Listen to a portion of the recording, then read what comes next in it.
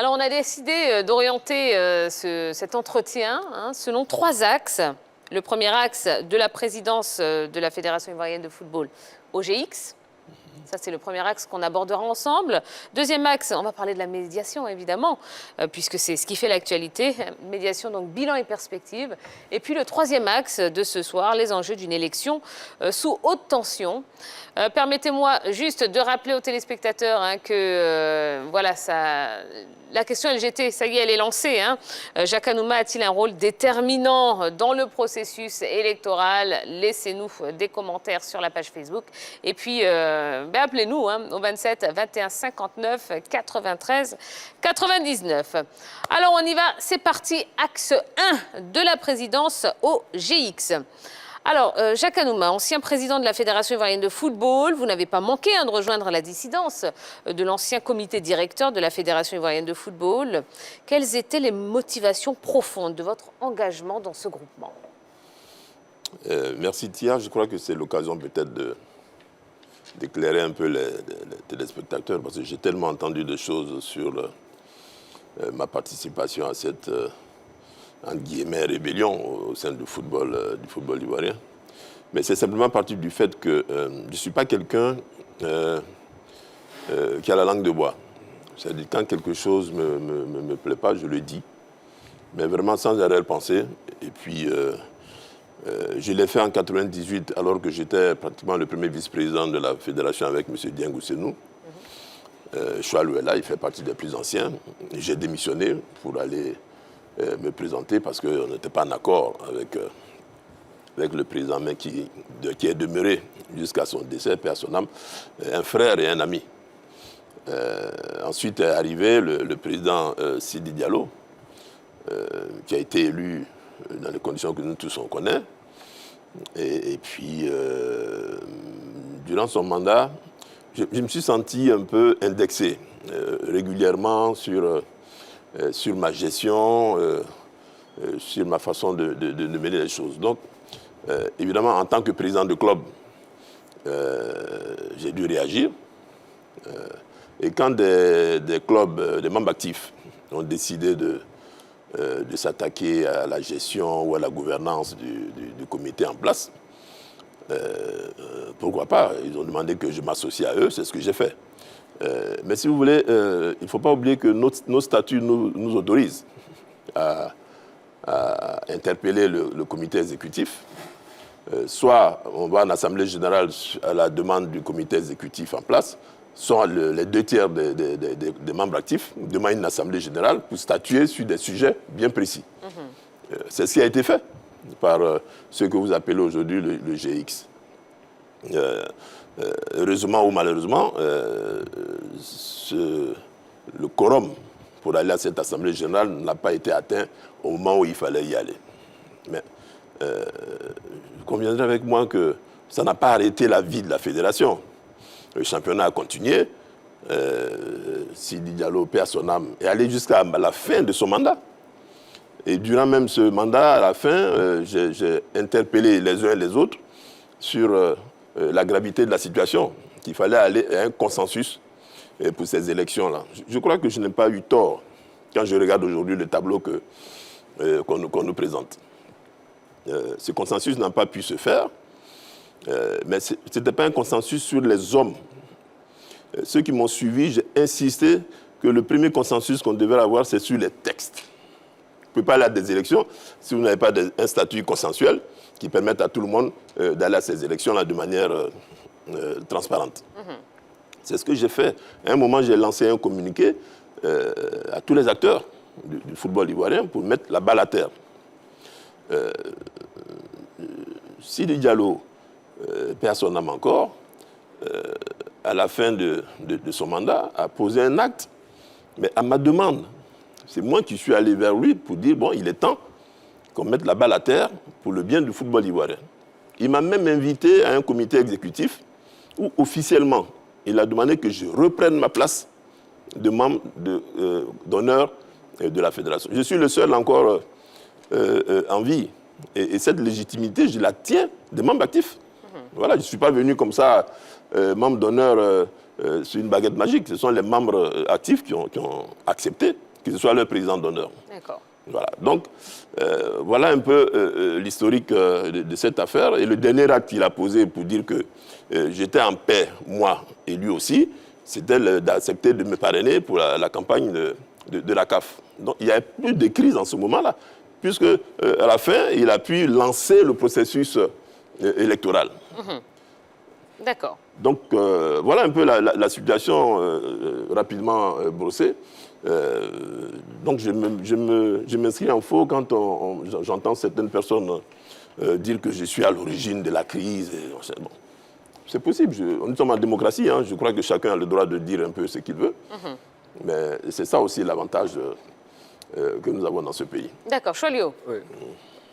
Ma question a deux volets. La première question, tout à l'heure, vous avez dit que le président Sidi Diallo a été élu dans des conditions que nous connaissons. Quelles sont ces conditions-là? Ça, c'est ma première question. Deuxièmement, quand vous dites qu'on vous accuse d'être à l'origine de la crise, mais on se souvient aussi très bien que tout est parti d'une interview que vous avez accordée à RTI 1 à l'époque. Et c'est là que c'est parti. Donc, ceux qui vous accusent d'être à l'origine ont sans doute des raisons valables. Cholio, l'interview, si vous l'avez bien écouté, dans cette interview, j'interpellais le comité exécutif.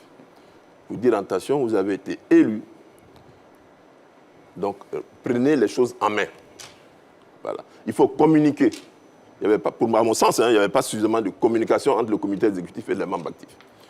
L'impression que nous avions, c'est que la gestion du comité exécutif se faisait avec un camp contre un camp, dans lequel j'étais supposé être. Donc, voilà la situation qui prévalait en ce moment-là. L'interview que j'ai faite, c'est ça. J'ai attiré l'attention du comité exécutif sur la gravité de la situation, qu'il fallait revenir à une situation où ils ont été élus pour l'ensemble des clubs. Évidemment, nous avons parlé dans cette interview de notre élimination à la Coupe du Monde. Mais j'ai dit quoi? Ce que j'ai toujours répété, pour moi, la Coupe du Monde, ça devrait être une institution pour notre fédération. C'est-à-dire, tout président qui arrive, ça devrait être l'objectif numéro 1. Pour moi, c'est ça la priorité. Parce que c'est cette Coupe du Monde-là qui donne des moyens au club et à la fédération de se développer. Voilà ce que j'ai dit. C'est la priorité. Bon, on a été éliminé. Je n'ai pas dit dans cette interview-là que le président Sidi Diallo devait partir parce qu'on a été éliminé de la Coupe du Monde. J'ai donné mon point de vue. J'ai dit, attention, le fait d'avoir été éliminé à la Coupe du Monde, ça nous fait un manque à gagner énorme.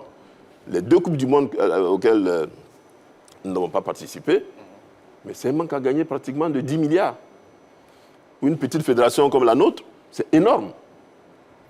La preuve, les difficultés ont commencé dès après la première élimination en 2018, en 2017, je crois, 17. Et puis ensuite la dernière. Donc voilà, le manque à gagner est énorme, c'est pratiquement 10 milliards que la Fédération ivoirienne de football n'a pas pu engranger.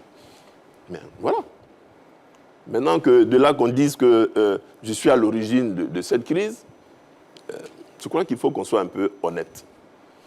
Quand je prends la décision de la FIFA qui a installé le comité de normalisation, on ne parle pas de crise au sein du football ivoirien. J'ai la décision là en face de moi ici. C'est par rapport à l'échec de la mise en œuvre du processus électoral. En quoi je suis cité dans la conclusion que le Conseil de la FIFA a mis en place pour arriver à la normalisation. La normalisation n'est pas due à la crise qui régnait dans le football ivoirien. C'est à la suite de l'échec total des mesures qui ont été mises en œuvre dans la mise en œuvre du processus électoral. C'est tout. D'accord, Jean-Philippe. Non, mais ma première question n'a pas été répondue. Oui. On sait dans quelles conditions. Voilà. Oui. Non, c'est pour dire simplement que nous étions tous là quand Sidi Diallo était élu. Ça n'a pas été facile. Déjà, la fracture était là. Mais c'est en ce moment-là qu'il fallait être un peu, je ne dirais pas diplomate, mais être un peu conciliant, notamment avec ceux qui n'ont pas voté pour lui. Voilà. C'est ce manque de communication-là dont je parlais tout à l'heure. Oui, mais voilà, justement, oui, mais là... c'est bon qu'il pose des questions. Non, mais c'est important. Oui, je suis d'accord. Oui, parce que là, en 2011, vous deviez être candidat Et puis après, on ne sait pas ce qui s'est passé. Je vous arrête tout de suite, je n'étais pas candidat. Non, je dis vous devez être candidat. Ah, d'accord. Voilà. Je ne sais pas que vous devez être candidat. Et là, à la grande surprise, vous êtes retiré au profit de Sidi Diallo. Qu'est-ce qui s'est passé? Pourquoi vous êtes retiré? Soalio, Oui. quand je suis rentré de France pour venir faire mon assemblée générale, je n'ai jamais dit que j'étais candidat. Ce sont les clubs qui ont souhaité que je sois candidat. Et quand Sidi Diallo est venu me voir avec Sori Diabaté pour me dire qu'il est candidat, qu'est-ce que j'ai fait?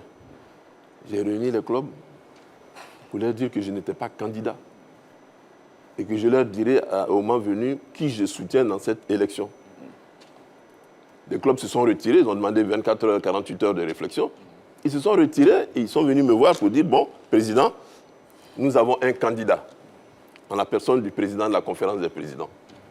Voilà comment ça s'est passé réellement. Sinon, je n'ai jamais dit que j'étais candidat. D'accord. Voilà. Jean-Philippe. D'accord. Président, lors de votre dernière rencontre, bon, pas la dernière, l'une de vos dernières rencontres avec le président Feu Sidi Diallo, vous aviez dit que les GX étaient derrière vous. Mais on se rend compte que après son décès, les GX perdurent pratiquement. Les GX a aujourd'hui son candidat.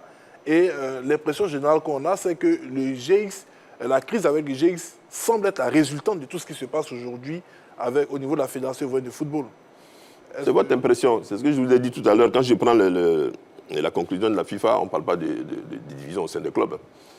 Voilà. Et si vous avez dit quelque chose tout à l'heure, la dernière intervention devant le supposé GX, qui m'avait invité à un déjeuner, je leur ai dit, à partir d'aujourd'hui, je ne veux plus entendre parler de GX.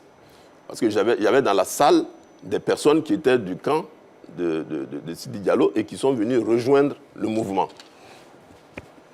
Donc vous ne pouvez plus parler de GX.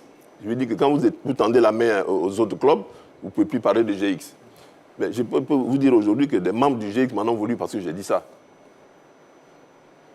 Donc moi, il fallait ouvrir les bras et accueillir tout le monde. Pour moi, il n'y avait plus de GX. Aujourd'hui, avec du recul, est-ce que vous regrettez le fait d'avoir adhéré au GX? Pas du tout. Nous sommes en démocratie. Je crois que vraiment évitons la pensée unique. Nous sommes une association. Dans notre association, il est dit que les membres actifs peuvent à tout moment interpeller le comité exécutif. Donc, la pensée unique, moi, je ne suis pas pour ça. Je donne mon point de vue, mais la vie continue. La preuve, le GX a demandé une assemblée générale, mais ça n'a pas empêché le président Sidi Diallo d'aller au bout de son mandat. Et j'insiste encore là-dessus, de lancer même le processus électoral pour avoir son successeur. Même si cela n'a pas été évoqué par certains candidats majeurs, potentiels candidats majeurs à cette future élection, je veux parler de M. Idriss Diallo, de M. Didier Drogba et de M. Sori Diabaté, on a l'impression que le fait de n'avoir pas gardé une certaine neutralité par rapport à la crise entre le GX et le comité exécutif vous est reproché, à telle enseigne que même votre médiation a semblé être un tout petit peu mise en difficulté par rapport à votre passé récent. Mon cher jeune frère, ma médiation n'a pas été mise en difficulté par les mandats actifs. C'est vous qui avez mis en difficulté ma médiation. Et nous? Quand j'ai dit vous, Choalou y compris, et certains de la presse, je n'ai pas demandé à être médiateur. Quand le président Djani est venu ici en Côte d'Ivoire avec le président Moutsepe, ils ont demandé au président Alassane Ouattara que je sois celui qui apporte l'unité au sein de la famille du football. J'ai été mandaté pour ça, en présence du chef de l'État. Mais à peine que je suis sorti du palais, que les attaques ont commencé. C'est pour ça que vous ne m'avez plus entendu. Est-ce que vous m'avez entendu prendre position pendant un moment sur la crise ivoirienne? Je n'ai pas pris position. Je suis resté dans mon coin. Choalou qui est là, je l'ai écouté plusieurs fois sur vos plateaux, qui m'a reproché pourquoi en ce moment-là, je ne suis pas venu en tant que médiateur. Mais si les membres actifs, eux-mêmes ne me reconnaissent pas en tant que médiateur dans la crise, parce que soi-disant j'ai pris position, c'est quelle position? Parce que j'ai parrainé un candidat? Je suis président d'honneur, c'est vrai, mais je suis président de club, ce que beaucoup ne sont pas. Donc, cette fois-ci, ce n'est pas moi qui ai décidé d'être médiateur.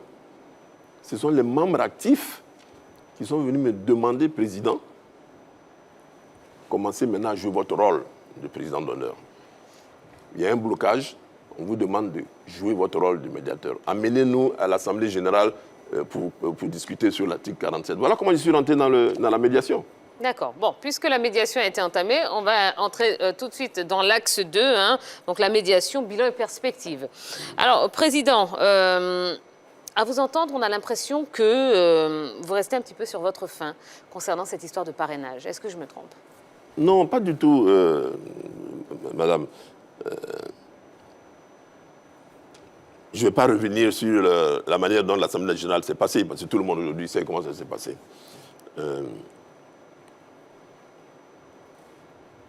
Quand on m'a demandé de faire la médiation, j'ai rencontré tous les camps.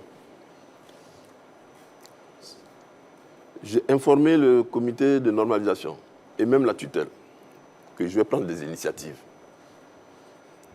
Mais je n'ai pas senti une opposition au niveau de l'article 47 pour que la catégorisation soit maintenue coûte que coûte.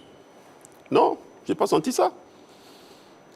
La volonté des clubs, c'était, président, allons aux élections.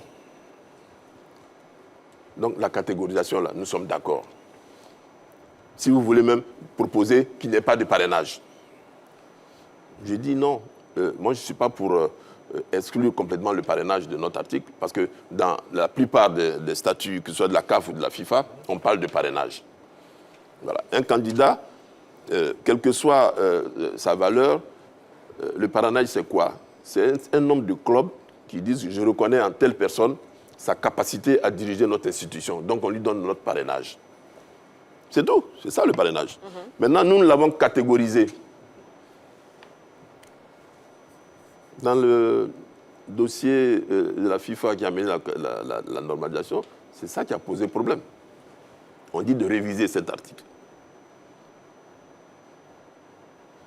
À partir du moment où je suis médiateur dans une crise où la catégorisation pose problème, je ne peux pas venir dire non, maintenez la catégorisation. Je dis, je suis d'accord avec ceux qui veulent qu'on supprime la catégorisation. Donc, allons-y, sans catégorisation. Maintenant, sur le nombre de clubs qui doivent parrainer les candidats, mais je vous laisse le libre choix de proposer pour que je transmette ça au comité de normalisation qui lui est chargé donc de se mettre d'accord avec la FIFA. C'est ce que j'ai fait. La FIFA a proposé 4. D'autres ont proposé 6, d'autres ont proposé 8. Je l'ai dit, j'ai proposé, pour qu'on coupe la poire en deux, qu'on arrive à 5. Le chiffre 5 n'est pas venu au hasard comme ça, parce que pour moi 5, la FIFA c'est 5. J'ai dit donc la FIFA ne peut pas refuser que nous demandions 5 comme elle. Voilà d'où vient le chiffre 5. Oui, mais est-ce qu'on ne doit pas craindre finalement un nouveau blocage de la part de la FIFA qui en a demandé 4? Non. Je pense que faites confiance quand même à la normalisation. Elle ne peut pas se permettre de lancer une assemblée générale comme celle-là sans avoir pris la précaution d'avoir cette fois-ci l'accord définitif donc, de la FIFA. Aujourd'hui, elle est à l'aise parce que tous les clubs lui ont donné leur accord pour aller à cette assemblée générale avec 5. Donc il n'y a pas de blocage. Oui. Oui, messieurs. Ouais, tout à l'heure, Président, vous semblez nous accuser sur certains points. Mais je pense que quand tu jettes un regard sur ce qui s'est passé, certains disent c'est votre médiation, c'est le pompier qui vient éteindre le feu. Vous avez mis le feu, le pyromane, et là, vous êtes pyromane et pompier en même temps. Parce que quand vous le dites, on se souvient très bien que vous avez réglé des crises. Au Mali, vous avez réglé la crise du Mali, vous avez réglé la crise du Bénin, mais en Côte d'Ivoire, votre pays, et vous n'arrivez pas à régler la crise ivoirienne. Parce que quand vous nous dites que la crise, c'est vrai, la FIFA dit processus électoral, mais la crise est née avant le processus électoral. Tout à l'heure, on a parlé du GIS, c'est là que tout a commencé. Mais vous en ce moment, vous étiez médiateur, CAF, FIFA, etc., vous avez réglé des crises, mais pourquoi vous n'avez pas pu résoudre cette crise-là? Parce que je le dis pourquoi. M. Sori Diabaté, c'est votre produit. Idriss Diallo, c'est votre ami bras droit, c'est vice-président de l'AFAD. Didier Drogba, c'est le joueur emblématique de vos mandatures. Donc vous avez des liens avec ces trois-là. Et vous n'avez pas pu résoudre cette crise. Aujourd'hui, nous sommes arrivés à ce niveau-là. Voilà ce qu'on vous reproche. Voilà. Chalio, vous avez utilisé des mots quand même assez durs tout à l'heure. Non, pas dur. Pyromane. Non, mais ce n'est pas la première fois. Mais je ne vais pas faire de débat là-dessus parce que je vous laisse assumer vos propos. Je ne suis ni pyromane, ni pompier. Je le dis encore, c'est à la demande des clubs que je suis venu en médiateur. Je suis médiateur, j'ai été médiateur CAF FIFA. Quand j'interviens dans un pays, c'est à la demande de la FIFA. Si la FIFA qui est là ne m'a pas considéré comme médiateur dans mon propre pays, comment vous voulez que je règle une crise? Je ne vais pas me lever comme ça pour dire, bon, venez vous asseoir. Et c'est ce que j'ai fait. J'ai proposé... Mais vous êtes membre... Excuse-moi. Vous êtes membre de l'heure quand même. Je t'ai laissé parler. Ok, vas-y. J'ai proposé à tous les candidats de se retrouver et de trouver une solution consensuelle. Parce que je sais ce que c'est que les après-élections. Vous êtes là, vous savez toujours ce qui s'est passé après chaque élection. J'ai encore des amis qui ne m'adressent pas la parole depuis les élections de 99. Parce que j'ai osé, d'après me présenter contre l'un des leurs. 2011, on m'a accusé de n'avoir pas voté pour le candidat pour lequel j'avais donné ma parole. Vous voyez? Ensuite est arrivée la crise de 2015, 2017, 2018. Mais je ne peux pas me permettre comme ça de venir proposer ma médiation avec des gens qui n'ont même pas envie de s'asseoir pour discuter. J'ai reçu M. Diallo avec M. Sori Diabaté. Je ne l'ai pas annoncé. Pour leur dire, nous sommes des amis, nous sommes des frères. Cette élection-là, je souhaite qu'on aille en rang serré. Si vous mettez d'accord, n'oubliez pas notre jeune frère Didier. Il faut qu'il soit dans le processus. Je l'ai dit, je ne l'ai pas annoncé publiquement, je l'ai fait. Ils sont là, ils sont encore en vie. Hein. J'ai tenté plusieurs fois de réunir les trois chez moi pour essayer de discuter. Soit il y en a deux qui viennent, il y en a un qui ne vient pas. Quand vous voyez ça, qu'est-ce que vous pouvez faire? Mais cette fois-ci, quand on m'a demandé d'être médiateur, ils sont tous venus. Ils sont tous venus. Je me suis expliqué avec chacun des groupes. Donc pour moi, il n'y a pas de crise au niveau du football ivoirien. Il y a seulement une élection où il y a des candidats potentiels. Et c'est normal, quand on va à des élections, chacun fournit ses armes. Et ce que je souhaite, c'est que ça se passe dans le calme, dans la transparence et dans la bonne humeur. Et qu'à la fin, celui qui est élu soit reconnu par les autres et qu'il tende la main à tout le monde. Voilà ma position. Il faut que cette élection-là nous serve de déclic pour aller à de nouveaux projets de développement. D'accord, voilà, très bien. Président, on a des personnes qui souhaiteraient intervenir dans l'émission. Et on a M. Anvo qui nous appelle du Dokuy. Bonsoir, M. Anvo. Allô, allô. Allô, M. Anvo. Ah, une fois, deux fois, trois fois. C'est pas grave. Allez, 27, 21, 59, 93, 99. Oui, Jean-Philippe. Président, moi, j'aimerais rebondir sur un point qui, je pense, semble être le véritable nœud du problème de ce processus électoral, qui est la catégorisation.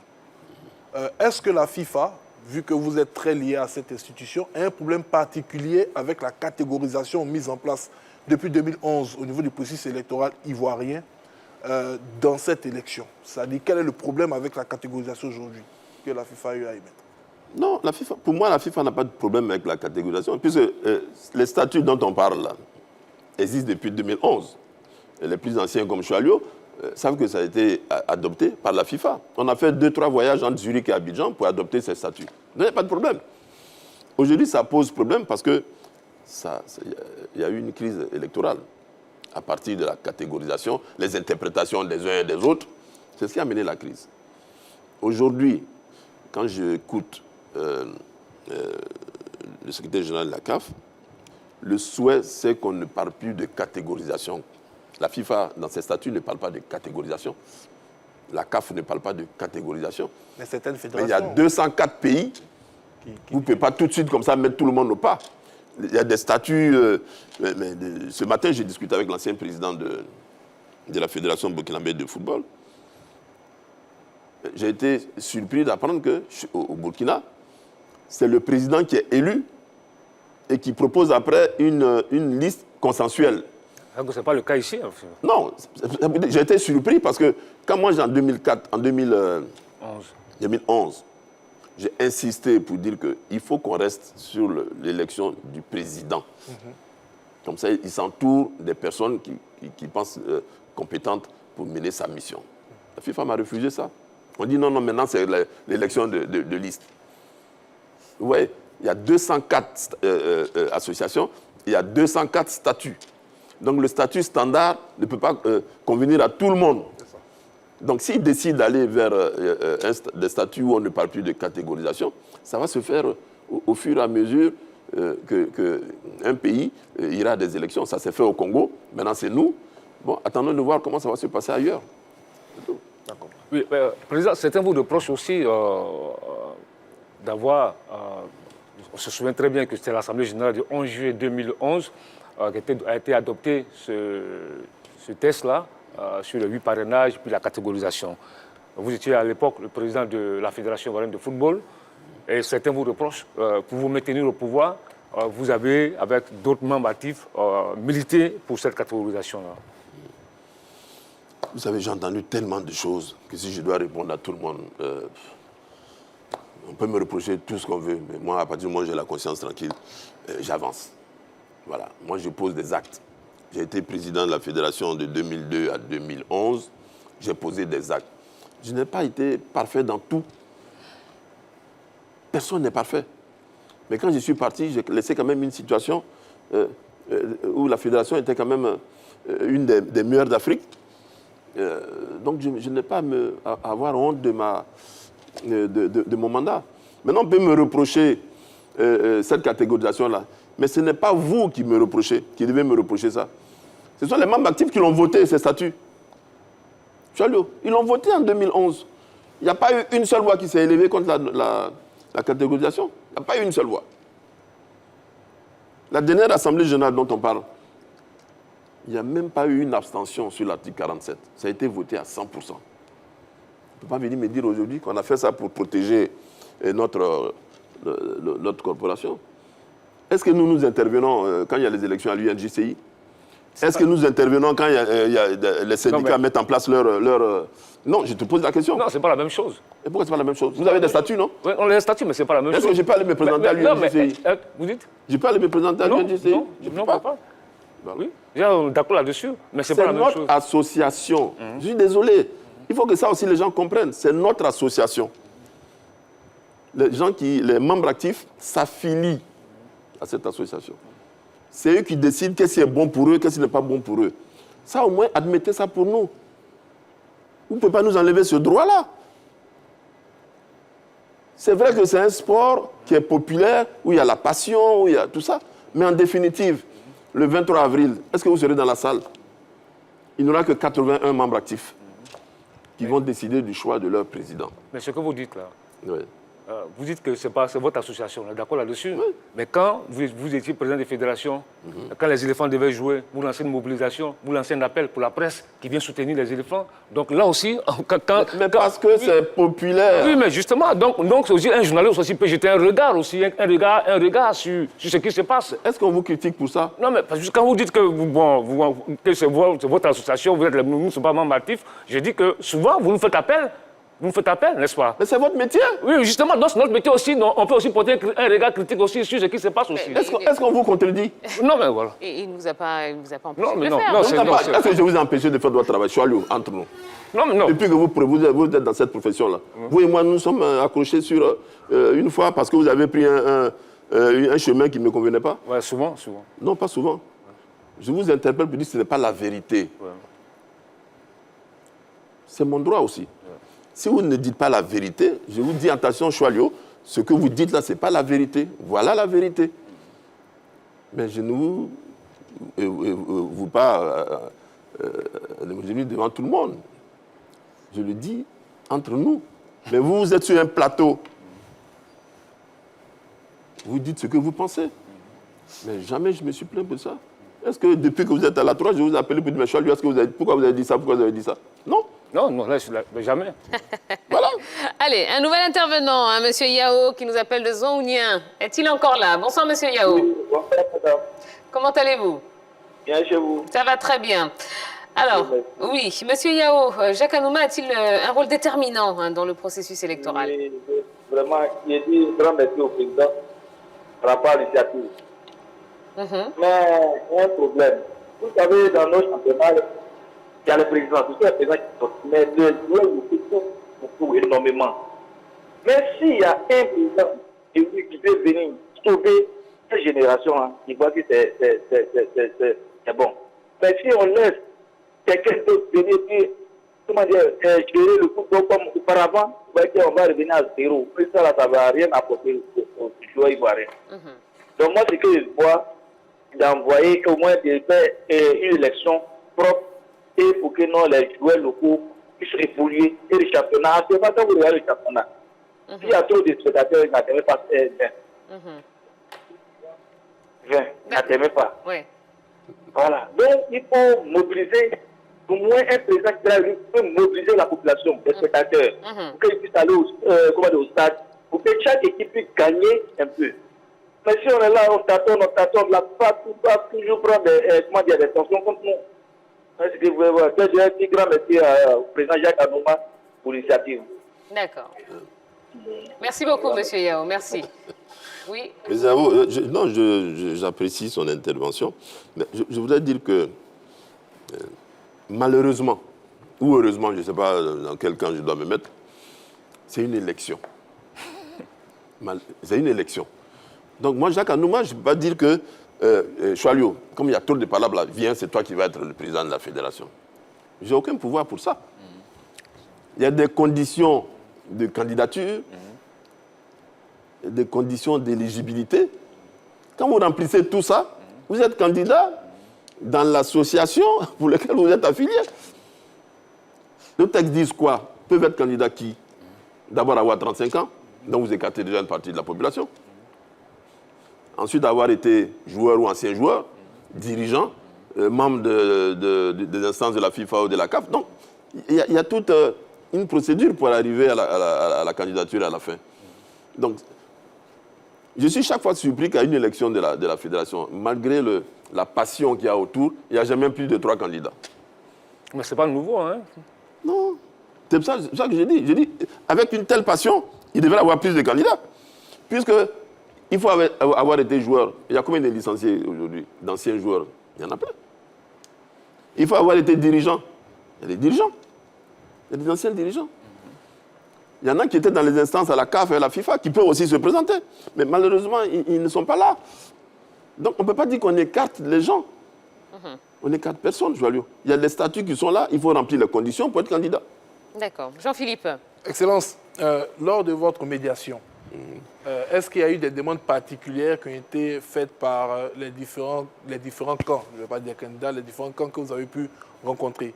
Parce qu'on a vu que sur les 2 courriers de la FIFA qui ont suspendu le processus électoral, il y avait quelques mots quand même qui étaient assez intrigants, des mots qui laissaient penser que la FIFA avait pris cette décision-là sur la base de rumeurs, sur la base d'éléments qui n'avaient pas été véritablement prouvés. Et est-ce que cela n'inquiète pas certains camps aujourd'hui qui auraient pu, lors de cette médiation-là, faire passer un message à adresser à la FIFA, des demandes particulières concernant la suite de ce processus électoral? Je vais être honnête avec vous et puis les téléspectateurs. Il y en a qui ont souhaité qu'on aille au-delà de l'article 47 par rapport à l'ambiance qu'il y a autour de cette élection. J'ai souhaité qu'on règle d'abord le problème de l'article 47. Pour moi, c'était la priorité. Une fois ce problème réglé, on pourra aborder tous les autres sujets. Mais si on les met tous dans le panier, on n'ira jamais aux élections. Donc, réglons d'abord l'article 47 pour lequel on m'a sollicité. Une fois que ça c'est réglé, le processus électoral va reprendre son cours. Maintenant, qu'est-ce qu'il y aura devant? Malheureusement, je ne suis pas devin. Et ce qui va se passer devant, étant donné qu'ils ont eu à vous le dire, vous le spécifier, est-ce que cela ne va pas entraver encore ce processus électoral à votre avis? Non, les membres actifs n'ont pas dit exactement quelle était leur inquiétude. Ils se sont simplement posé la question de est-ce que le processus électoral va se faire normalement? Parce qu'ils sont ici, tout le monde entend des bruits. J'ai même écouté je crois que c'est lors de ma conférence de presse, quelqu'un qui disait, mais président, apparemment il y a des courriers qui se sont arrêtés en cours de vol parce qu'il fallait régler le problème de l'article 47. Moi, je ne sais pas s'il y a des courriers qui sont partis et qu'on a arrêtés en cours de route. Donc, réglons d'abord ce problème. Une fois que le processus électoral sera lancé, ceux qui remplissent les conditions d'éligibilité seront retenus. Maintenant, comme dans toute élection, si vous n'êtes pas retenu, vous avez le recours. Si le recours ça ne marche pas, vous avez le TAS. On a toutes les procédures pour aller au bout de notre demande de candidature. Donc, il ne faut pas qu'on anticipe.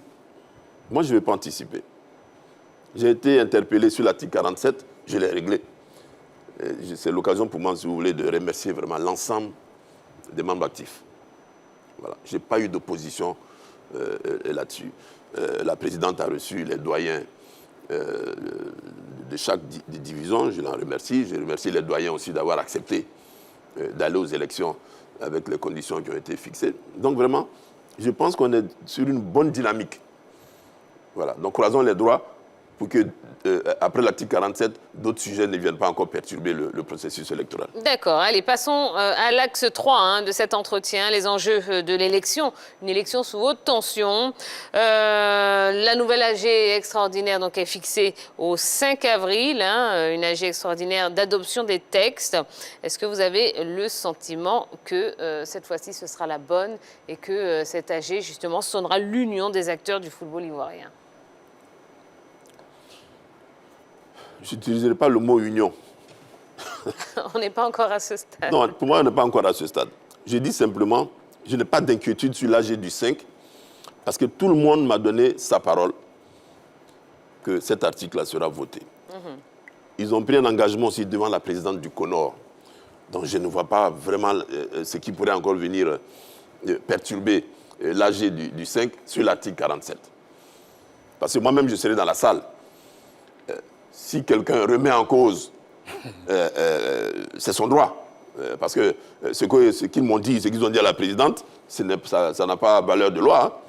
C'est l'Assemblée générale qui va décider qu'est-ce qui est bien pour nous, qu'est-ce qui n'est pas bien pour nous. Mais il y aura des interventions. Mais je souhaite que tout le monde, comme tout le monde a donné son accord pour que cette Assemblée générale ait lieu, vraiment, allons-y dans l'apaisement, dans la bonne humeur. Pour régler. Ça ne devrait pas durer 15 minutes. Voilà. Bon sens. C'est tout ce qu'on souhaite, Président. À votre avis, quel sera le plus gros obstacle, justement, au retour à la stabilité du football ivoirien? Obstacle, non. Je pense que si on va aux élections, vraiment mon souhait, c'est que la personne qui sera élue, que nous nous mettions tous autour de cette personne. Et que cette personne soit vraiment quelqu'un qui rassemble. Pour moi, c'est important. Il faut rassembler. Je l'ai fait durant mes 2 mandats. Je n'ai pas fait de catégorisation au sein de... J'ai eu l'un des mandats les plus... où les gens, les clubs, les membres actifs ont été très virulents avec moi. Mais j'ai toujours accepté la discussion. Voilà, c'est comme ça que j'ai terminé mon mandat tranquillement. Il y a un problème, venez à la table de discussion, on le règle et puis on avance. J'ai instauré, c'est pas moi, c'est les membres actifs qui ont décidé d'avoir une conférence des présidents, donc qui était l'interlocuteur du comité exécutif. Donc on réglait les problèmes comme ça avant d'aller à l'Assemblée générale. Donc c'est pour ça que j'ai eu un mandat peut-être un peu plus facile que mon prédécesseur. Que mon successeur plutôt, parce qu'il n'y avait pas cette structure-là qui rassemblait l'ensemble des clubs où on devait régler tous les problèmes avant d'aller sur la place publique ou en Assemblée générale. Voilà. D'accord. Allez, on va marquer une toute petite pause, oui, qui va durer quelques secondes. Je sais que vous avez beaucoup de questions à poser au président Jacques Anouma. Oui, mettez-les juste entre parenthèses, le temps de la publicité. On se retrouve dans un instant.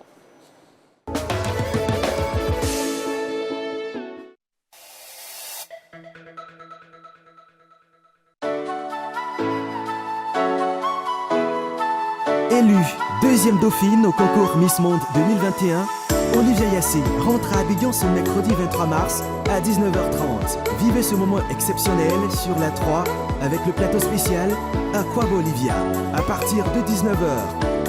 La 3, nous offrons 3 fois plus. Allez, on est de retour sur le plateau de la Grande Team, toujours en compagnie du président Jacques Anouma, qui nous fait le plaisir d'être avec nous ce soir. Si vous avez des questions à lui poser, ça se passe sur la page Facebook, il y en a énormément. On les pose au fur et à mesure. Il nous reste quelques minutes à passer avec vous, président, ça va? Ils ont été sympas quand même ce soir. Tout va bien, tout va bien. Et ils ont encore pas mal de questions. Allez, Chouali, on vous écoute. Oui, président, il y a... Non, parce qu'après, je ne peux plus donner de... Après, il ne vous parle plus, Chouali. Il y a, quoi qu'on dise, il y a 3 gros candidats à déclarer. Voilà. Drogba, Didier, Sori Diabaté et Idriss Diallo. Selon vous, parmi les 3, quel est le meilleur profil qui peut succéder au président Sidi Diallo? C'est ma première question. Deuxièmement... Alors, allez-y une par une. Non, je vais enchaîner en même temps, puisqu'il dit qu'il n'a pas le temps.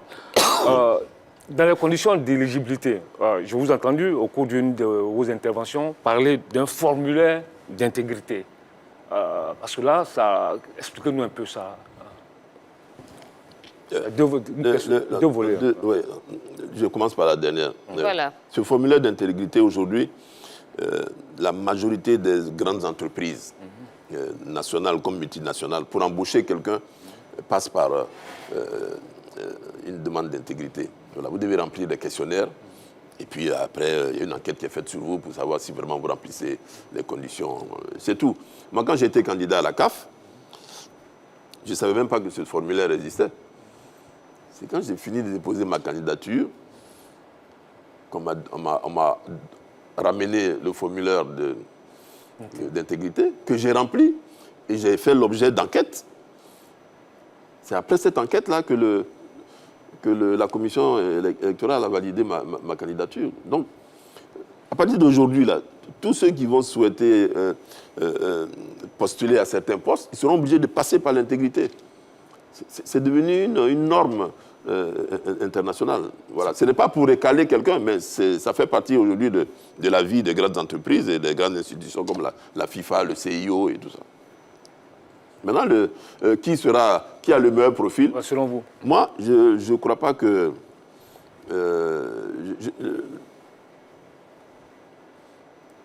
quand je parcours les trois programmes, ils sont pratiquement tous identiques.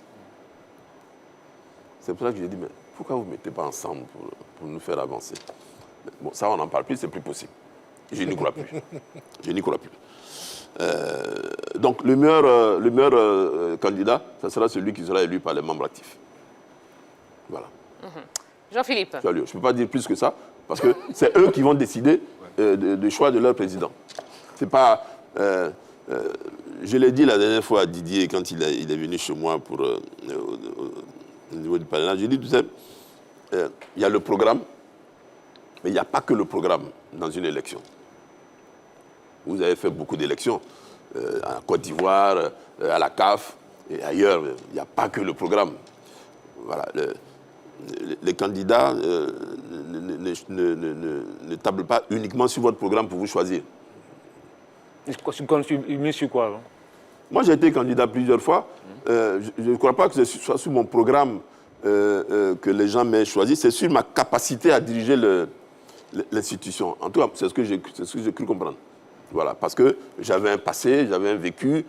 C'est comme ça que j'ai été élu à la Fédération ivoirienne de football et à la CAF, pareil. Donc celui qui n'a pas un vécu, qui n'a pas un passé dans la gestion de la fédération, ne peut pas diriger? Ce n'est pas le passé à la fédération.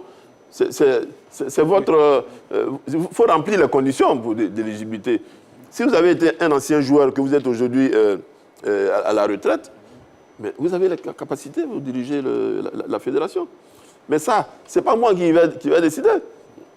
Je vous ai dit, il y aura 81 personnes dans la salle. Ce sont ces personnes-là qu'il va falloir convaincre. Ce n'est pas moi, Jacques Anouma. S'ils sont convaincus, mais vous donneront le fauteuil. Jean-Philippe, d'accord, Président. Ma première question, c'est également sur le fameux formulaire d'intégrité. Dans les conditions de dépôt des candidatures, on demande aux candidats de déposer un casier judiciaire. Donc, casier judiciaire, formulaire d'intégrité, quel sera l'élément prépondérant, à votre avis, pour pouvoir juger de l'intégrité réelle d'un candidat? Mais c'est un questionnaire. Vous remplissez vous remplissez le questionnaire, et puis derrière, il y a une commission qui effectivement s'assure que les réponses que vous avez données, il n'y a pas de mensonge là-dedans.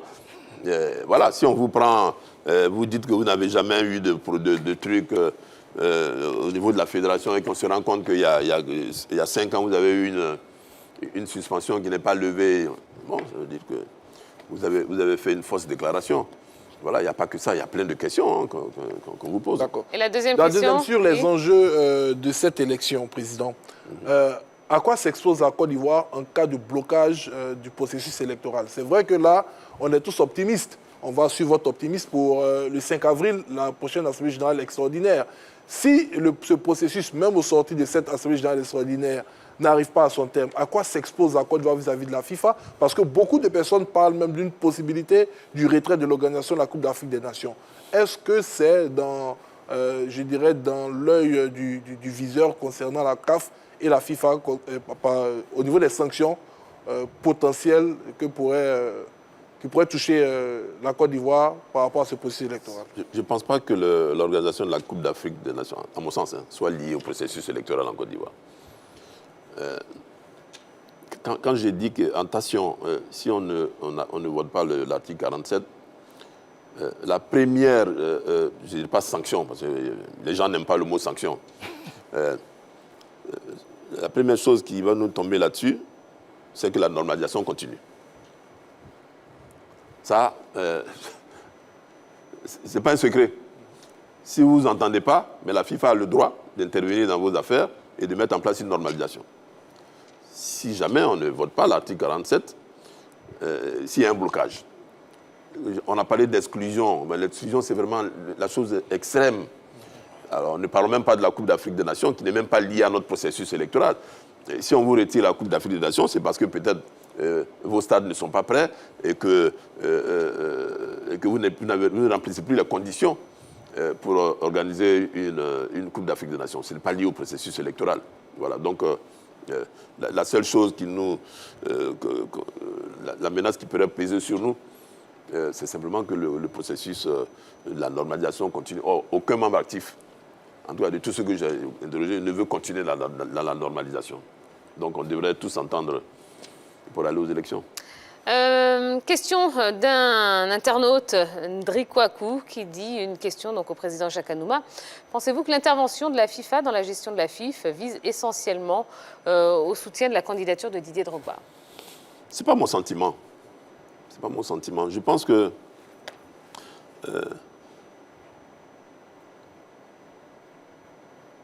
j'ai été interrogé plusieurs fois là-dessus. Mais personnellement, ce n'est pas mon sentiment parce que c'est la commission électorale qui a été mise en place à l'époque qui fait qu'aujourd'hui, la FIFA est intervenue dans le processus. C'est tout. Quand je prends les tâches qui ont été adressées donc, à la normalisation, mais nulle part, on parle de comment on appelle ça, de supporter un candidat. Voilà. Il faut que ils sont là pour gérer les affaires courantes. Ils devaient réviser partiellement les statuts et le code électoral. C'est bien mis, partiellement. Réviser les statuts de certaines parties prenantes, c'est-à-dire les groupements et même les clubs. Et puis, en dernier lieu, agir en qualité de commission électorale. Voilà les tâches qui incombaient donc à la normalisation. Ensuite, comme je vous l'ai dit tout à l'heure, la normalisation est arrivée parce que la commission électorale n'a pas pu remplir les tâches pour lesquelles on l'avait mis en place. C'est tout. Donc je ne crois pas que la FIFA travaille pour un candidat. J'en entends parler tous les jours autour de moi. Mais aujourd'hui, si on arrive à mettre en place l'article 47 comme on le souhaite, chaque candidat va déposer son dossier.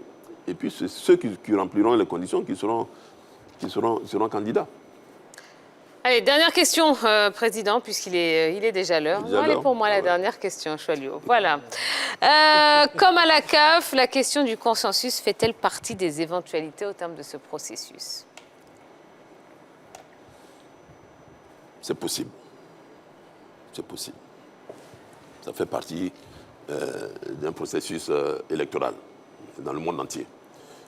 Mais aujourd'hui, je donne ma position, hein, pas en tant que président d'honneur, mais en tant que Jacques Anouma, citoyen ivoirien. Je préfère qu'on laisse les gens aller aux élections. Ceux qui remplissent les conditions, on doit les laisser, à condition de remplir les conditions. Si vous remplissez les conditions, on vous laisse vous présenter. Et le vote se fera dans la plus grande transparence. Parce que 81 personnes, ce n'est pas des votes qui viennent de Zouenoula ou bien de Tengrela. On est tous dans la salle. Vous venez voter, on fait le dépouillement devant tout le monde. Le vainqueur sera déclaré. Et puis on devra maintenant se mettre autour de lui pour conduire donc les destinées du football ivoirien. Moi, voilà ma position là-dessus. Mais on ne peut pas, comme j'entends certains dire, laisser tout le monde se présenter. Ça veut dire quoi? Ça veut dire quoi? Ça veut dire que vous n'êtes pas ancien joueur, vous n'êtes pas dirigeant de club, vous n'êtes pas membre d'une instance, et donc tout le monde peut venir se présenter. Moi, je n'ai jamais vu ça dans un statut, même dans votre corporation. Tout le monde ne peut pas venir se présenter. Moi, j'entends les cris des gens pour dire, quand on dit laissez tout le monde se présenter, laissez tous ceux qui remplissent les conditions se présenter. Moi, c'est comme ça que je l'entends. Voilà, on ne peut pas ouvrir la maison. C'est ça, non? C'est comme ça que tu l'entends aussi. Ceux qui remplissent les conditions, qui doivent aller aux élections.